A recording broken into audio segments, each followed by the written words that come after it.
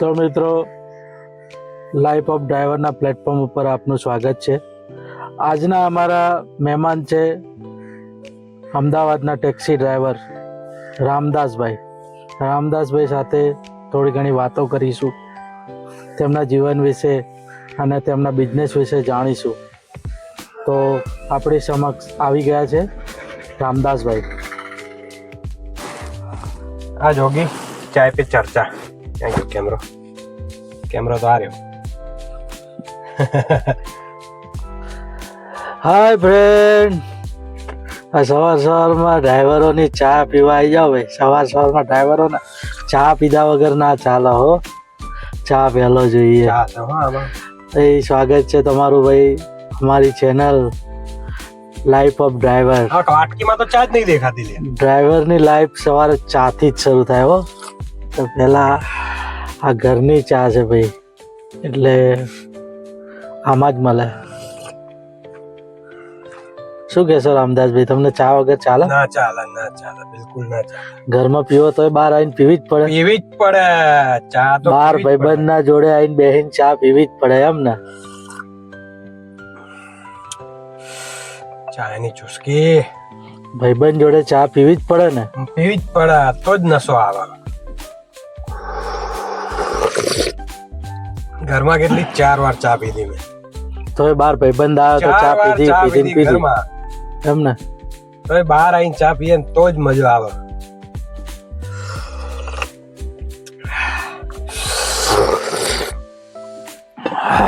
ચાના ચટોકડા.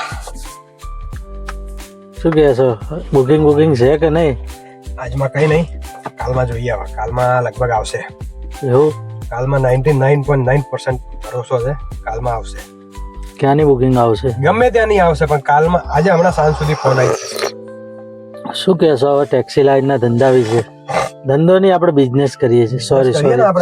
બિઝનેસ સારો છે, કરવા વાળા માટે બહુ સારો છે. ના કરવા હોય એના માટે 100 બાના છે. એવું? તમારું શું કેવું છે ટેક્સી લાઈનના બિઝનેસ વિશે? કરાય, ધંધો કરાય, ટેક્સી લાઈનમાં કામ કરાય. કેવું લાગે છે? કેટલા વર્ષ કાઢ્યા તમે? 8 વર્ષ થઈ ગયા. 8 વર્ષથી કરો છો? મજા આવે. લોકોની સાથે ફરવાનું, લોકો જ્યાં ફરે ત્યાં ફરવા જવાનું, વગર પૈસે ફરવાનું. લોકો પૈસા ખર્ચીને ફરે ને આપણે પૈસા કમાઈને ફરવાનું. પેસેન્જર કેવા આવે છે તમારી બધી લાઈફમાં? બધી જાત. પોલીસ આવે, બધા આવે. ગવર્મેન્ટ એમ્પ્લોય પણ આવે, બધા આવે. બેંક મેનેજર, બેંક વાળા આવે, બધા સેક્ટરના, જે સેક્ટરના તમે કોઈ સેક્ટરના બધા આવે. એન્જિનિયર પણ આવે. બધા આપણી પાસે બેસે, બધા ફેમિલી સાથે ફરવા જાય. ટોટલી ટૂંકમાં આપણી જોડે બધા આવે, બધા આપણી પાછળ બેસે. આપણે એમના સારથી. બરોબર ને? સારથી બનવાનું અને પૈસા કમાવાના ને, અને ફૂલ એન્જોય વાળી જીવન. પણ ફૂલ એન્જોય ના જીવન સાથે કંઈક તો જોડાયેલું હશે ને?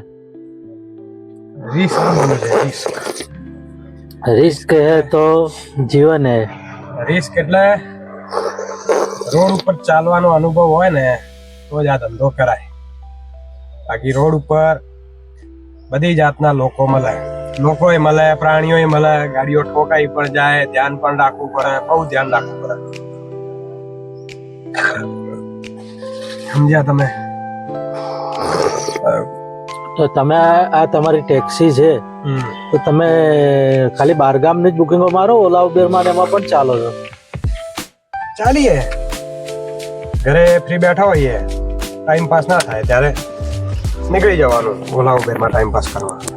અચ્છા. મારે યાર ચા પીતા બહુ વાર લાગે જ્યારે. કહો, તમને તો ચા પીતા ટાઈમ લાગે જ ને.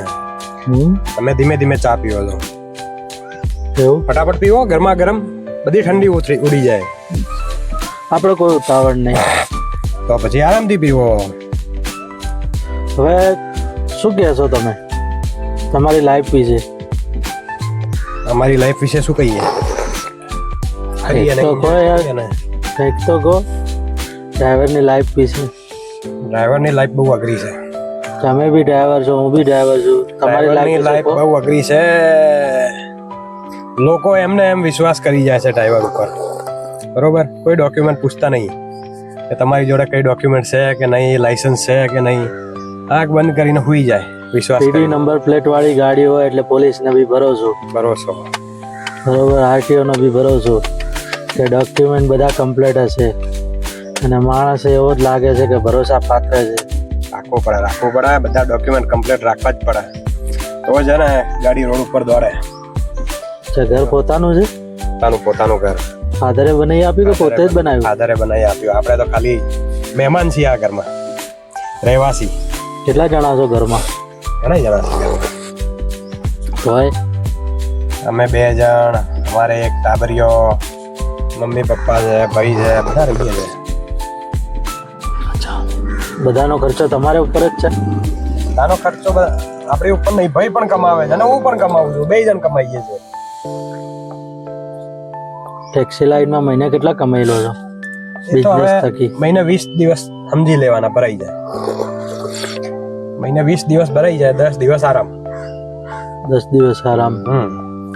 શું હપ્તો શું છે તમારી ગાડીનો? ગાડીનો હપ્તો 18,000 રૂપિયાનો છે. ચાલી જાય છે આમાં ઘર? ચાલી જાય, આરામથી ચાલી જાય. જો આરામથી બિંદાસ ઈમાનદારીથી ધંધો કરીએ ને તો બધું થાય, બધું ચાલી જાય. બાકી બેઈમાનીથી કરવા વાળા, ધંધા કરવા વાળાના ખબર જ છે તમને કઈ રીતનું છે. નેક્સ્ટ 2 વીકમાં ક્યાં જઈ આયા?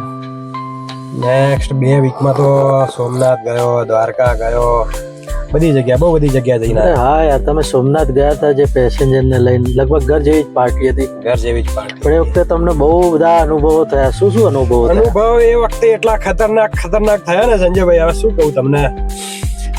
સોમનાથ દ્વારકા હું ગયો તો 26મી તારીખે. તો 26મી તારીખે અમે લોકો ગયા ત્યાં. સોમનાથ પહોંચી ગયા પહેલા અમે લોકો. સોમનાથમાં કસ્ટમર એટલે ઘર જેવી પાર્ટી હતી, એ ગયા કે અમે રૂમ જોતા આવીએ. રૂમ જોવા જઈએ તો આખા સોમનાથમાં રૂમ પેક, ક્યાંય રૂમ ના મળે. પછી અમે લોકો પાછા સોમનાથથી નીકળીને ગયા ગડુ બાજુ. ગડુ સુધી ઠેઠ દ્વારકા ટર્ન આવે ને, દ્વારકા બાજુ વળવાનો રોડ આવે, ત્યાં સુધી અમે લોકો ગયા. કોઈ હોટલ ખાલી નહીં. પછી અમે લોકો પાછા ગયા સોમનાથ ગયા એટલે પાર્ટીને કીધું મેં કીધું એક કામ કરો, તમે દર્શન કરી લો પહેલા, જેટલો ટાઈમ લાગે એટલો ટાઈમ અહીંયા દર્શનમાં લગાવી દો, પછી આપણે આગળ જઈશું. તો દર્શન કરી અને પાર્ટી પાછા આવ્યા. તો અમે લોકો પાછા ગડુ થઈ અને ઠેઠ ગયા કેશોદમાં ગયા. કેશોદમાં 4-5 હોટલો હતી, કોઈ જગ્યાએ રૂમ ખાલી નહીં. પછી બહાર આવી અને હાઈવે ઉપર પાર્ટીને મેં કીધું એક કામ કરો, હવે તમે ગાડીમાં સૂઈ જાઓ, મારી પાસે અહીંયા એક ખાટલો પડ્યો છે, ત્યાં ખાટલા ઉપર મારી જોડે બધી મારી વ્યવસ્થા છે જ, એટલે હું મારી વ્યવસ્થા કરી અને ખાટલા ઉપર આરામથી સૂઈ જાઉં. એટલે કહેવાનો મતલબ એમ કે તમે પાર્ટીને ગાડીમાં સુવાડવી પડી અને તમે પોતે બહાર સુયા, તમારી બહુ સારી વાત કહેવાય. એમ પાર્ટીને યાર ફેમિલી વાળા હતા, બરોબર, હસબન્ડ વાઈફ, તમે પોતે બહાર ખાટલામાં સૂતા, નાના બાળકો હતા, એટલે આપણે એમનું વિચારવું પડે. તમે તો ઘરેથી બધું લઈને જ આવ્યા હતા? આપણી જોડે તો બધું સામગ્રી બધી, જો આપણે ઘરથી નીકળીએ ને એટલે બધી સામગ્રી જોડે હોય જ. ઓઢવાનું, પાથરવાનું, પહેરવાનું, બધું. એટલે જ્યાં જગ્યા મળે વ્યવસ્થિત ત્યાં સુઈ જવાનું.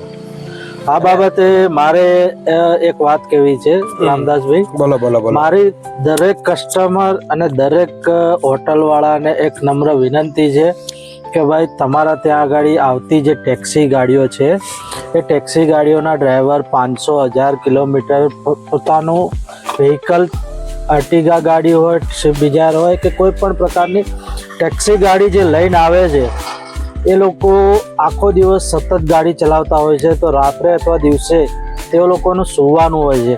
તો તમારી હોટલોમાં આવે છે તો પ્લીઝ મેક શ્યોર કે ભાઈ ડ્રાઈવરો માટે એક રૂમ બનાવો, એક રૂમ રાખો, કેમ કે ડ્રાઈવરોને આવી રીતે બહાર રોડ ઉપર સૂવાનો વારો આવે છે, જેના લીધે એમને જે ગાડી ચલાવવાની છે અને તે કસ્ટમરની જીવનના પણ જોખમ છે અને એમની જીવનને બી જોખમ છે. કસ્ટમર હેરાન થઈ જાય, પછી આપણે આરામ ના મળે, અમને આરામ ના મળે એટલે અમે ગાડી ના ચલાવી શકીએ. અમારો બિઝનેસ છે, અમે મજબૂર છીએ. પણ તમારો પણ સાથે બિઝનેસ છે કે કસ્ટમર તમારે ત્યાં આવે તો એ પોતે કોઈ વ્હીકલ લઈને આવતા હોય છે, તો તે લોકોની સાથે ડ્રાઈવર હોય છે, તો ડ્રાઈવરના માટે એક રૂમ બનાવવાની વ્યવસ્થા કરો, તમારી વાત અથવા એ કાપું લોકોની સંજયભાઈ, 2 મિનિટ સુવા માટે બે કંઈક મિનિટ. સગવડ કરી આપો. 2 મિનિટ તમારી વાત કાપું છું, પણ કહેવાનો મતલબ શું થાય, પાર્ટી જો રૂમ બુક કરાયેલો હોય તો પાર્ટી એ હોટલમાં જ લઈ જાય, બરોબર. અને જે પાર્ટી સમજો કે બહારથી કોઈ આયા નવા માણસ છે, ઓનલાઈન ઉપર ભરોસો ના કરતા હોય, બરોબર, અમારી ઉપર ભરોસો કરીને આવે, અને આપણે કેવું કે ત્યાં રેગ્યુલર મતલબ સમજો કે 6 મહિને 12 મહિને 3 મહિને 4 મહિને જ્યારે પાર્ટી આવે આપણી જોડે, એટલે આપણે એમને જ્યાં આપણે પહેલા રહેલા હોય ત્યાં જ આપણે લઈ જવાના હોય, બરોબર. અને ત્યાં હોટલવાળા પણ આપણી ઉપર જ ચાલે કે ભાઈ પાર્ટી તમે લઈને આવો છો તો હોટલવાળાની પણ ફરજ બને કે ભાઈ આમને લઈને આવ્યા છે આ ભાઈ, પહેલા પણ 1-2 વાર આવી ગયા હોય, બરોબર, આપણે પણ એમને ઓળખતા હોય અને એ પણ આપણને થોડું ઘણું ઓળખતા પણ હોય. એમની જોડે રોજના 50 ડ્રાઈવર જતા હોય એટલે ઓળખાણ ઓછી થાય, પણ આપણે તો રેગ્યુલર ત્યાં જતા હોય, ભલે 2 વાર ગયા હોય, 3 વાર ગયા હોય કે 10 વાર ગયા હોય, એટલે થોડી ઘણું ઓળખાણ થાય પછી આપણે એમને ત્યાં લઈ જઈએ તો ત્યાં આપણને રૂમ મળી પણ જાય, અને કોઈ હોટલવાળા આવા પણ હોય કે રૂમ નથી પણ હાલતા, એવું પણ થાય. એટલે પછી શું બહાર આપણે જેમ તેમ કરી અને રાત કાઢવી પડે. મારી વસ્તુ એ જ છે કે જ્યારે પણ અમે 4-5 દિવસ, અઠવાડિયું, 10-15 દિવસની ટ્રીપોમાં જતા હોઈએ છીએ ત્યારે ઘણી વખત આ બધી તકલીફો પડે છે કે ભાઈ હોટલોમાં ડ્રાઈવરના રૂમ નથી હોતા, જેના કારણે અમારે ગાડીમાં અથવા તો બહાર સૂવું પડે છે. તો અમારી દરેક હોટલ માલિકોને અને હોટલ સંચાલકોને વિનંતી છે કે ભાઈ તમારે ત્યાં આગળ કસ્ટમર જે આવે છે એમના ડ્રાઈવર માટે સૂવાની સુવિધા કરો તો આપના માટે સારું રહેશે, અને અમારા કસ્ટમર અને અમારા જીવન માટે પણ સારું રહે એવી આશા છે.